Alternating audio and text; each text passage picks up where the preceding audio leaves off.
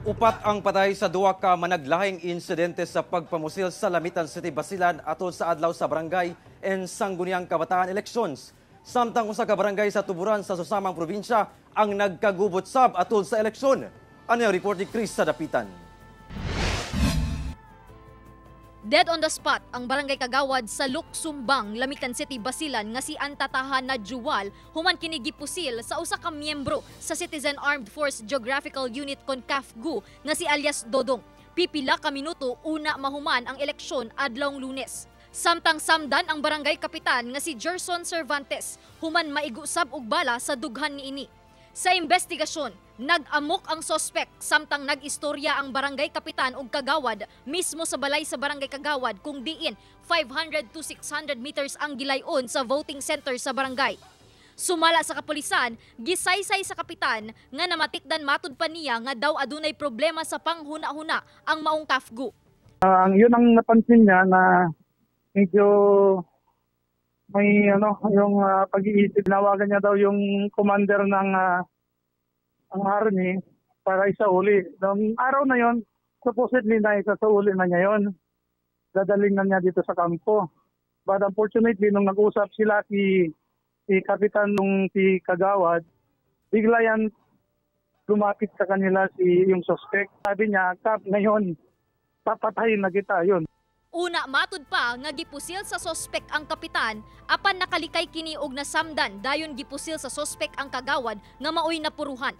Taod-taod nakakuha og higayon ang kapitan nga makuha ang pusil sa KAFGU og didto na niya kini gipusil. Dead on the spot ang sospek. Ang maong KAFGU gi-assign sa maong barangay aron unta mutabang sa barangay ug SK elections. Mas gipahugtan na ang lugar human sa insidente. Samtang pasado alas 8 sa gabi, laing pagpamusil na sab ang nahitabo sa barangay Balagtasan, Lamitan City. Giila ang mga biktima nga sila si Sagon Jailun ug Unang Alasa. Sumala sa kapulisan, nahitabo kini dihang ipang transfer na uta ang mga balota padulong sa City Gym kung diin didto pagahimuon ang pag-ihap sa mga boto. Apan dihang misugyot matud pa ang kasamtangang kapitan sa maong barangay nga si Abubakar Panglias nga isakay na lang sa iyang sakyanan ang mga balota. Mialma matud pa ang duha ka biktima. Misangko kuno sa kagubot og sumbaganay hangtod mihulbot og pusil ang anak sa kapitan. May baril pala itong yung anak ni Kapitan, 45, pinagbabaril niya yung isa sa mga supporter ng kabilang partido. At ito naman si Kapitan, may baril din pala ito sa loob ng sasakyan niya. Inuha niya yung baril na M16, binaril din. Yung isa rin na another supporter, yung may tama sa ulo, wasak ang ulo. Ginapangita na sa karon ng kapitan ug anak niini. Apan na-recover sa kapulisan ang mga armas sa kapitan. Nakatagdang pasakaan ang duha og kasong double murder, illegal possession of firearms and ammunitions ug ang paglapas sa Omnibus Election Code.